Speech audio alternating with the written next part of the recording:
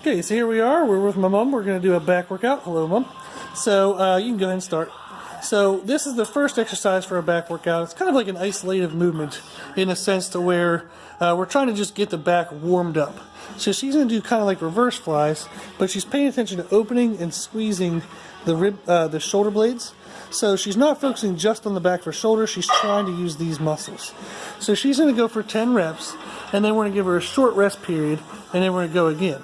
So we're doing the form of cluster sets today. That's kind of our technique. So we're going to pick for this exercise a 10 rep max, and then she's going to rest only 15 seconds and then go again.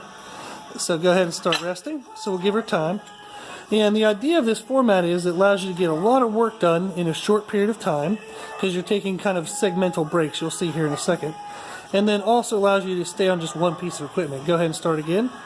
So this allows her to stay on one piece. So even if the gym is super busy, she can kind of stay here and just kind of get her working sets in. So she only had a 15-second rest. So she's going to go for a good form failure. So she's still spreading the shoulder blades, squeezing the shoulder blades. And she's going to look for as many reps as she can do while staying focused on the right muscles, not using too much body swing or anything like that. And we don't really care what the reps are. So she's going to go up to 10, and once she reaches 10, we would give her another rest. But sometimes you won't be able to get 10. So if it's a big movement like, say, squats or leg press, go ahead and rest. So she gets a 30-second rest now. So if it's a big movement like leg press or squats or something like that, 15 seconds is definitely not enough time to fully recover your energy levels. The idea of starting with this isolation is that it gets the back warmed up. It's submaximal. She doesn't really need 30-second rest, but it's going to give us a chance to kind of get blood into the muscles and the joints. And then when we move on to a bigger movement like, go ahead and start again. So like rows or pull-ups or pull-downs, those big movements, she's going to need these rests. So this is kind of warming her up and easing her into the workout. And like we said, that's really good for the joints. So it's a submaximal work for the muscles, but that's just because we're warming up yet. So this is a nice, safe way to start your workout. This also allows you time to get your kind of natural hormones up, so endorphins and adrenaline, so that way you get better hormonal profile to go through the workout. You'll have better pain tolerance and better kind of like aggressiveness to go through the heavier lifts. So again, she's just looking for good form failure up to 10. Now she gets a 45-second rest. So yes, so our rest periods are going to be 15 seconds, then 30, then 45, then 60. And again, it's going to seem submaximal now, but you'll see in the later exercises that this is a good way to get you moving. So, and you can see on this, like we have our kind of cable station, and we're doing reverse flies. We also have like pull downs, row stations. You can do other kind of isolative movements as well, just kind of like a bent over dumbbell fly. Just anything that kind of just gets that muscle warmed up, but not super heavy just yet. Okay, Mom, we'll go ahead and have you go into the next one. So again, she's going to look for good form failure. Chances are she's going to be able to get all 10 reps on this because we have smaller muscles involved and she's just kind of now warming up. But that's the idea. She's trying to keep her form really good, make sure she's squeezing and stretching the shoulder blades. So again, that stays the focus there. Good. So what this is helping us do is we got our first set in, then we did a set after a 15-second rest, which gives us 2 working sets. We did a set after 30-second rest, which gives us 3 working sets. We took a 45-second rest, so we're now getting our 4th one. And now we get a 1-minute rest. So, yes, good. So we're starting to get fatigued now. So, and that's the idea of this first set. So sometimes people feel like this one is a little bit like, I don't really need 30 seconds, or I don't really need 45 seconds. Yeah, you will. So take the time and give your body a chance to kind of get into the workout. So if you go too aggressively on your first rest periods, you won't be able to make the second sets, like the latter half of the sets. So after like a 60-second rest, you might not be able to get 1 or 2 because you wore yourself out. So it's better to get the full rest periods. And what you'll see in the video, when you guys are watching this, you'll have the ability to look at the time. So, but in general, we'll be able to get 5 working sets in about 5 minutes. Maybe a little over 5 minutes, maybe 6 minutes. But that way you get all the working sets in for that exercise done in 6 minutes. You then be able to go to a second, a third, even a 4th exercise and be done in under 30 minutes. So you can do 4 awesome workout exercises with 5 sets total. So that's 20 working sets in under 30 minutes. It's a really good way to get a lot of work in. So go ahead and get ready, Mama. We'll do our last set. So that's the benefit of these cluster sets, is you can get a lot of work done in a short period of time, and you don't need a lot of equipment. You just need 4 pieces if you're going to do 4 exercises. so it makes it really easy. So that's her goal now, is just getting real good form, and she's going to wear out the muscle on the last set of this. So we're going to show you guys in the video here all of our working sets. It's going to be a little boring for you maybe, but it's really cool to see like how it really looks in real time. So that way when you do it, you'll know if you're waiting too long or waiting too short. How it kind of feels for you is exactly the pacing we'll show here. So she did an awesome job. We'll end the video for this exercise and we'll show you the next one. Okay, so here we are for the second exercise. We're doing a chest supported row, and we're going to go ahead and do it for 10 reps is our main goal. So my mom will go ahead and get the handles, and we'll explain through the cluster set here. So with this exercise, she's taking whatever grip she feels comfortable. She's going to stretch and squeeze again through the shoulder blades, but with this movement, she's now using her biceps and like other helping muscles to get this exercise done. She's going to go for 10. And we know, like in this movement with her having the chest support here, we know we're not overworking the back. She's isolating just into that mid-back and the lats and rear delts. Okay, so now she gets a 15-second rest. So there we go. So you do your first bout of effort for the rep goal. You get a 15-second rest.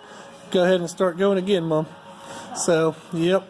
So she'll go right into it, and she's going to go for good form failure. Whatever is good form that she can get. So it doesn't matter if she gets 10 again. We don't care. We just want good reps. So that way it becomes a good challenge on the muscles. So whenever she feels her form breaking down, she would rack the weight again.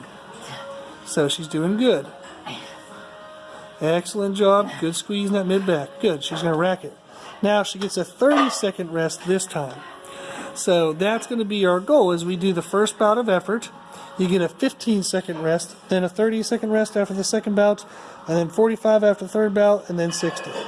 So again, like we saw with the other exercise, was you'll feel like at first you might not need this much time, but yes, you will.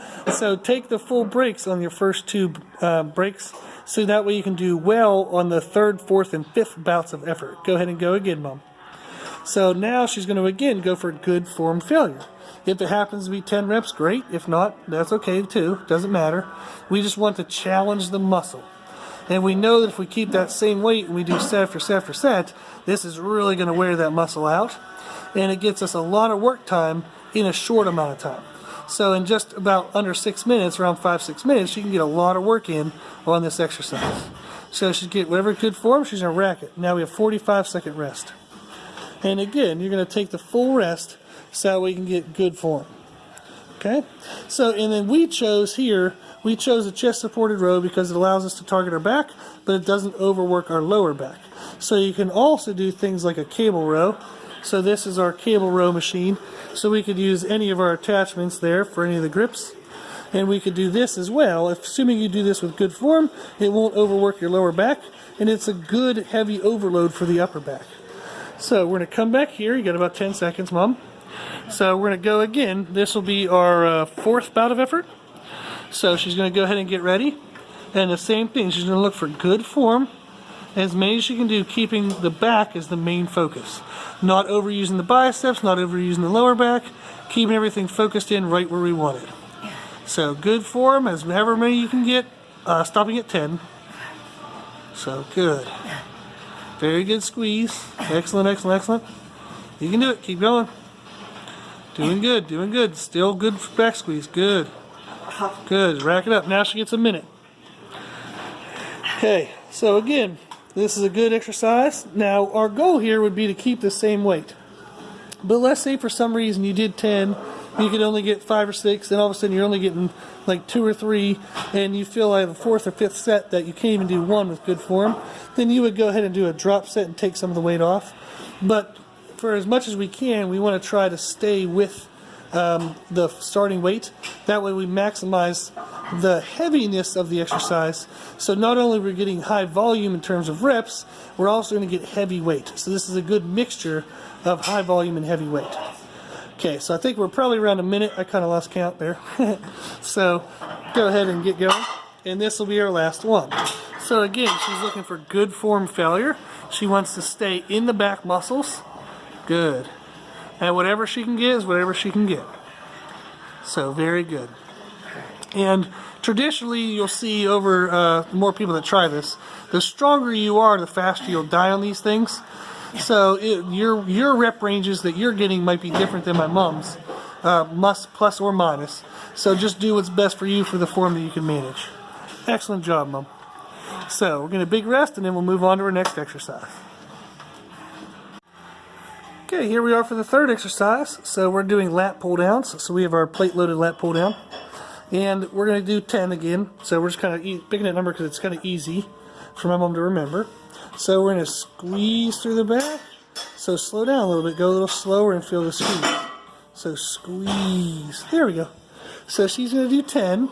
And then we get our 15-second rest, and then we go again. So the key on this is to go slow enough that you can really feel the muscles working. We don't want to be throwing the weight around. There we go. She's doing real good now. So she's going to get a 15-second rest. So really short. She wants to talk trash. I can see in her face. She wants to say something about something. How she wasn't wrong.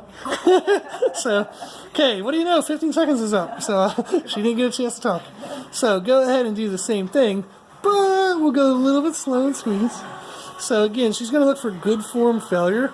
We don't care if she gets 10. That's not the goal. The goal is to get as many good reps as she can get. So we just want good quality work. We don't care about bad reps. We just want the good reps. She's going to do as many as she feels like she can do well. And then she'll come up and we'll take our longer rest this time. So doing very good. There you go. She's very stubborn, so she's going to make sure she gets that 10. Okay. She gets a 30-second rest. So, doing good, Mom. So, people are getting to learn a lot about our relationship in this video. So, yes, so inside these four walls, let me scan around. So inside these four walls, I get to be a smartass and talk trash to her. And then outside of these four walls, she's the boss. Yes. So, hey, what do you know? 30 seconds is up. Let's go again. So she's going to do it again, like good form failure. So we want to make sure we get that back squeeze. And in all of this stuff, our goal is muscle damage, not body damage. So you always want to make sure you're using really good form. So that way you can make sure the target muscles are staying what's getting abused, not your elbows, your joints and stuff like that. So she's doing a very good job of squeezing through the back to get it down. And again, she'll get whatever reps she thinks she can do well. And then we'll take our longer rest. Good. So if you're done, you're done. Good. Okay, we've got a 45-second rest on this one. Hallelujah. Yes. So you keep breathing. So again, we talked about how we did like reverse flies on the cable. We then did chest supported row. So we did kind of like an isolative type movement where it was light, getting a pump in the muscles. Then we did a heavier movement and kind of allowed us to kind of really stress the muscles and get an overload feeling on a horizontal type of row. So she's doing her pull muscles, but this was kind of like perpendicular to the body. What we're doing now is we're doing kind of overhead, like a vertical, like parallel with the body type of contraction. So this still uses her back. So go ahead and get started, Mom. So this still uses her back muscles, but by changing the angle, it changes which muscles are the emphasis. So anytime you're doing multiple back exercises, it's usually, for most people, a good idea to do something that is a horizontal movement, which is typically a row, and then something that's a vertical movement, which is typically a pull up or pull down. So those are really good kind of ways to separate two movements to make sure you get all the muscles of the back. So again, she's going to look for whatever form she can get well, and then we're going to take our longer rest to get her final bout of effort. So she's doing very good. If she's still feeling the back, so you can still go. Good. Okay, so now get a full minute rest. So she's going to breathe and try not to die. And then there's a lot of other opportunities and exercises. So we have, like, for example, a landmine device. You can put a barbell in there and do like T-bar rows and stuff like that. We also have our dumbbells way over in the far corner where that gentleman is standing. And you can do dumbbell row variations. You also can do like barbell rows if you don't have to do squats or deadlifts in the next day or two. So you want to make sure you don't overly destroy your lower back if you're trying to just target your upper back. So everything we're picking today is lower back friendly because tomorrow my mom has a lower body workout. So go ahead and go whenever you're ready. I think we're around a minute.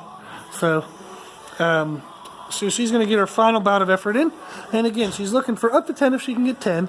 But it's more important that we get good form than we get a lot of reps. So the number of reps you do doesn't matter if you're doing with the wrong muscles. So you got to make sure you stay in the right muscles. You can see she's squeezing down and squeezing in. Squeezing down and squeezing in. That way it's making sure the back is the main mover of this. Her biceps are helping, but they're not taking over. And that's what we're looking for. Those shoulders are raising and the shoulders are pulling down. So you can see those shoulders coming up and down away from her ears. That way we know the lats are getting involved. Excellent job, Mom.